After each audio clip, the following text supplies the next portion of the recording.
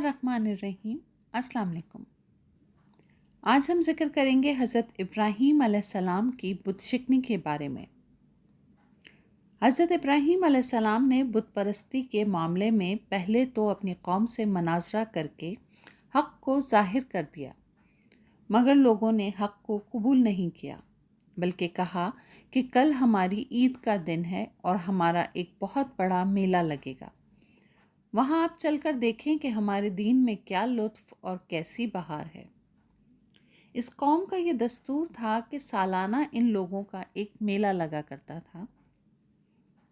लोग एक जंगल में जमा होते और दिन भर लहू अलाब में मशगूल रहकर शाम को बुतखाने में जाकर बुतों की पूजा करते थे और बुतों के चढ़ावे, मिठाइयों और खानों को प्रसाद के तौर पर खाते थे।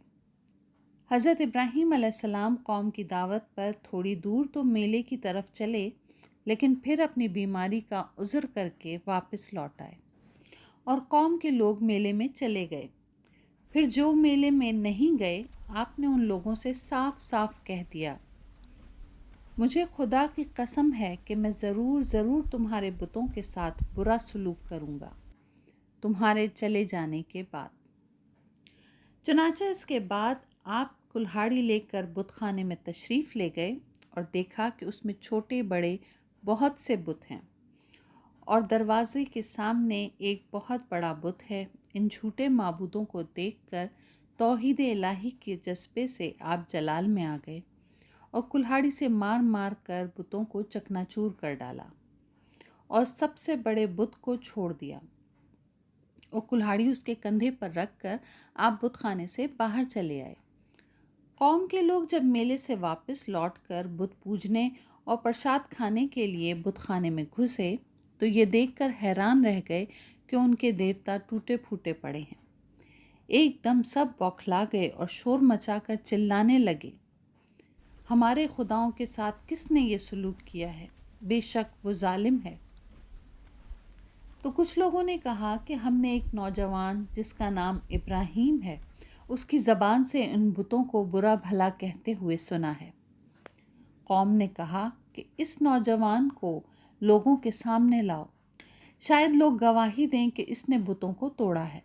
चुनांचे हज़रत इब्राहीम अलैहिस्सलाम बुलाए गए तो कौम के लोगों ने कहा कि ए इब्राहीम, क्या तुमने हमारे खुदाओं के साथ ये सलूक किया है?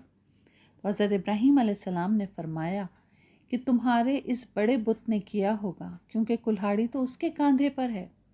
आखिर तुम लोग अपने टूटे फूटे खुदाओं से क्यों नहीं पूछते कि उन्हें किसने तोड़ा है?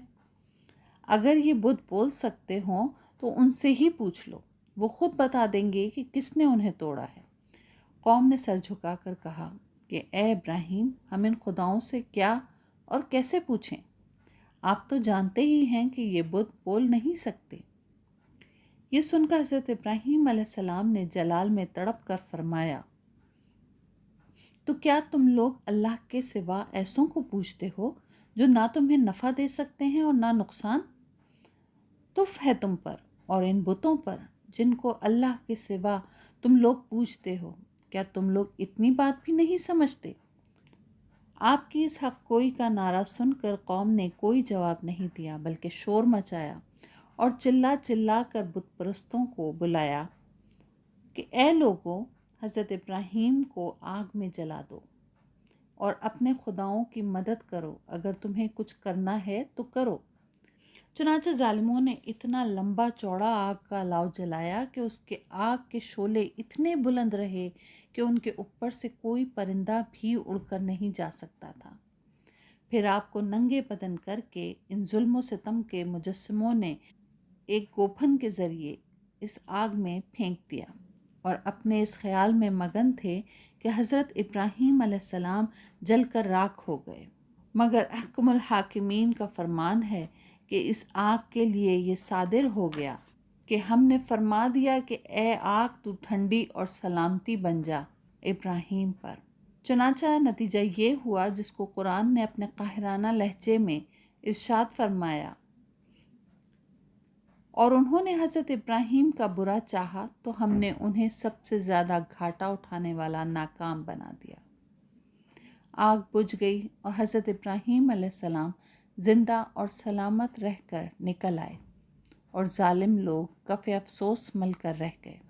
روایت ہے کہ جب نمرود نے اپنی ساری قوم کے روبرو حضرت ابراہیم علیہ السلام کو آگ میں پھینک دیا تو زمین و آسمان کی تمام مخلوقات چیخیں مار مار کر بارگاہ خداوندی میں عرض کرنے لگیں کہ خداوندہ تیرے خلیل آگ میں ڈالے جا رہے ہیں، اور ان کے سوا زمین میں کوئی اور انسان تیری توحید کا علمبردار، تیرا پرستار نہیں ہے، لہٰذا تو اجازت دے کہ ہم ان کی امداد کریں۔ اللہ تعالیٰ نے فرمایا، ابراہیم میرے خلیل ہیں اور میں ان کا معبود ہوں، تو اگر ابراہیم سبھوں سے فریاد کر کے مدد طلب کریں تو میری اجازت ہے کہ سب ان کی مدد کرو، اور اگر وہ میرے سوا کسی اور سے مدد نہ طلب کریں تو تم سب سن لو کہ میں ان کا دوست اور حامی اور مددگار ہوں، لہٰذا تم سب ان کا معاملہ میرے اوپر چھوڑ دو۔ اس کے بعد آپ کے پاس پانی کا فرشتہ آیا اور کہا، اگر آپ فرمائیں تو میں پانی برسا کر اس آگ کو بجھا دوں۔ پھر ہوا کا فرشتہ حاضر ہوا اور اس نے کہا کہ اگر آپ کا حکم ہو تو میں زبردست آندھی چلا کر اس آگ کو اڑا دوں۔ آپ نے ان دونوں فرشتوں سے فرمایا کہ مجھے تم لوگوں کی ضرورت نہیں ہے، مجھ کو میرا اللہ کافی ہے اور وہی میرا بہترین کارساز ہے، وہی جب چاہے گا اور جس طرح اس کی مرضی ہوگی میری مدد فرمائے گا۔ ایک روایت میں ہے کہ جب کافروں نے آپ کو آگ میں ڈالا تھا تو آپ نے اس وقت یہ دعا پڑھی تھی، لا الہ الا انت سبحانک لک الحمد ولک الملک لا شریک لک۔ اور جب آپ اس آگ کے شعلوں میں داخل ہو گئے تو حضرت جبرائیل علیہ السلام تشریف لائے اور کہا کہ اے خلیل اللہ، کیا آپ کو کوئی حاجت ہے؟ تو آپ نے فرمایا کہ تم سے کوئی حاجت نہیں ہے۔ حضرت جبرائیل علیہ السلام نے کہا کہ پھر خدا ہی سے اپنی حاجت عرض کیجیے۔ آپ نے جواب دیا کہ وہ میرے حال کو خوب جانتا ہے، لہٰذا مجھے اس سے سوال کرنے کی کوئی ضرورت نہیں ہے۔ اس وقت حضرت ابراہیم علیہ السلام کی عمر 16 یا 20 برس کی تھی۔